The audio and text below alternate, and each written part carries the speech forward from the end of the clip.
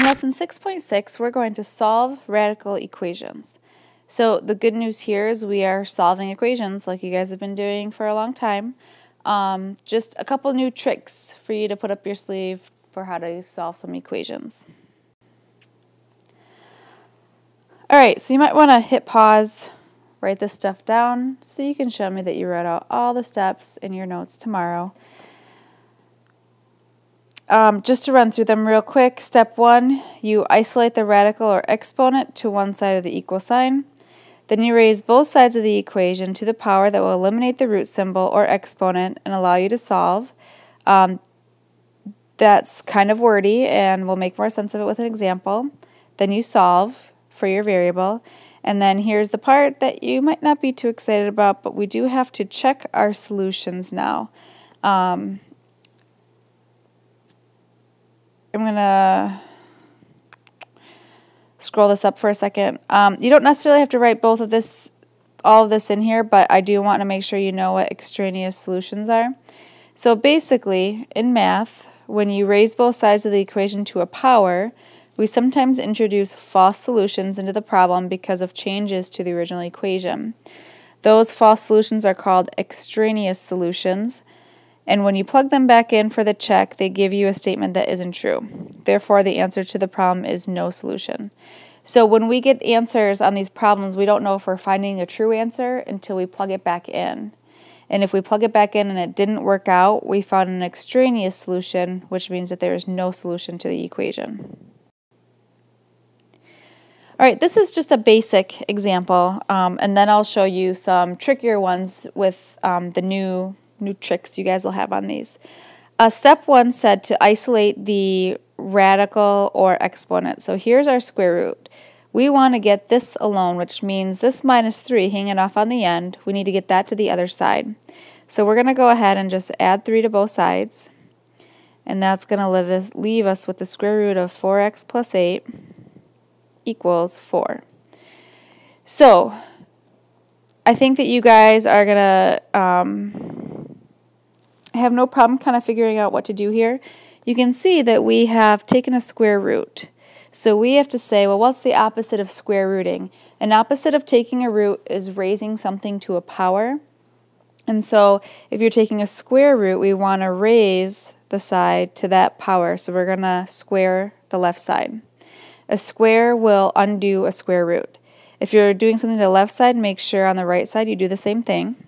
So we're going to square both sides. On the left, that square will cancel out the square root, which leaves us with just the 4x plus 8 equals the 4 squared is 16.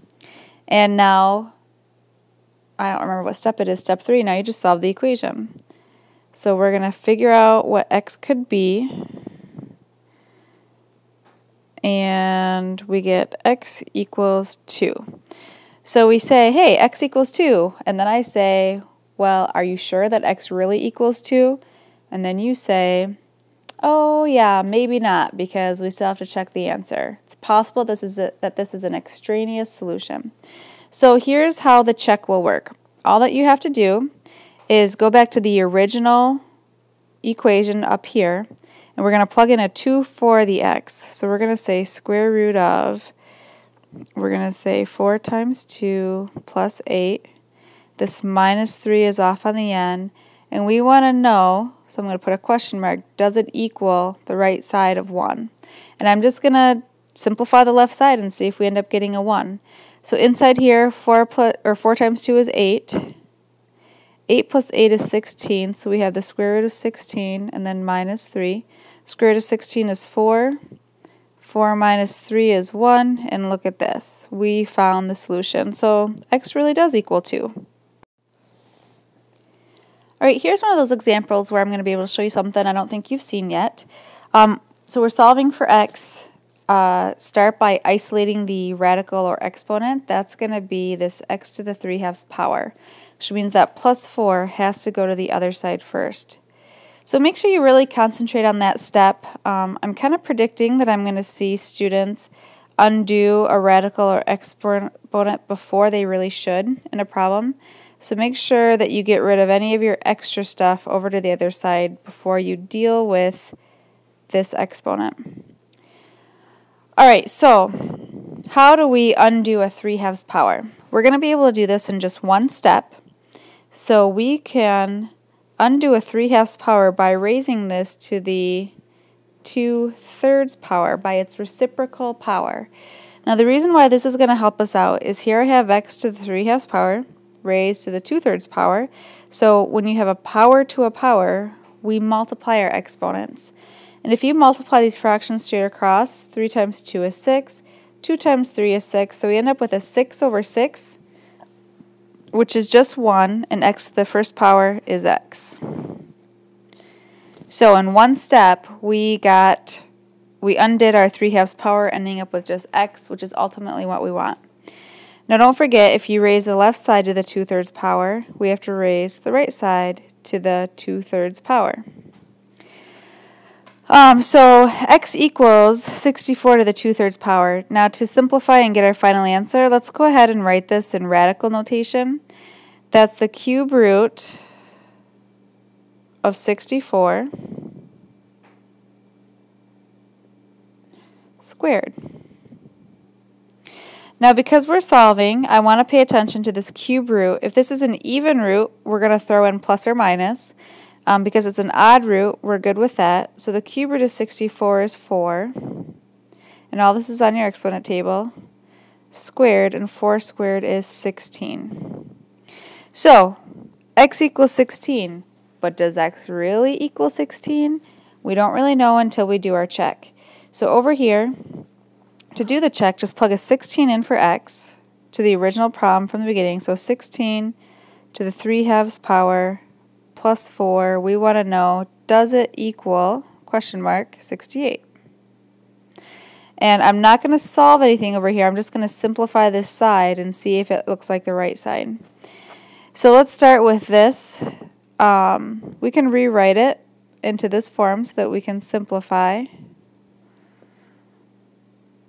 What is that, cubed? All right, square root of 16 is 4. 4 cubed is 64. Oh, don't forget we have this plus 4 on the end. And 64 plus 4 is 68, which equals 68. So yes, we did in fact find the solution. Alright, we'll have this be the last example in the intro video. I tried to pick problems that had something a little bit different happening, and again, there's a lot of little different things that could happen, so make sure you watch the other concept video. I think there's just one other one in this section, because that probably has something else small that's happening that I'm not covering in the intro video. So don't cut corners, don't skip over those videos, or a video in this case. Just watch everything at your fingertips and get as much out of this as you can. Alright, so step 1, isolate the radical or exponent. Well, here's your x minus 1 raised to the 2/5 power, and you have nothing else outside of that, so we're good to undo the 2/5 power. So what we just learned, our trick to deal with that 2/5 power, is we're going to raise it to the 5/2. Now 2/5 times 5/2 equals 1, so that cancels away and leaves us with just x minus 1. But remember, we just raised the left side of our equation to a 5/2 power, which means don't forget to do the same thing over here. So we're going to go ahead and rewrite this. We're going to say it's the square root of 4 to the 5th power. Now here's the something different that's going to happen. We're solving an equation and we're taking a square root of 4. Well, square root of 4, because it's an even root, is a plus or minus 2. Don't forget, when you solve an equation and you take an even root while solving, plus or minus comes into play to the 5th power. Alright, so what we have to do here is say we have a positive 2 to the 5th and we have a negative 2 to the 5th. Well, 2 to the 5th power is 32. Negative 2 to the 5th power is a negative 32. So we actually have a plus or minus 32. And then let's go ahead and add 1 to both sides. So x equals, it's really easy to say plus or minus 33. That's a really common mistake. What's happening is you actually have two answers here. This is a positive 32 and a negative 32.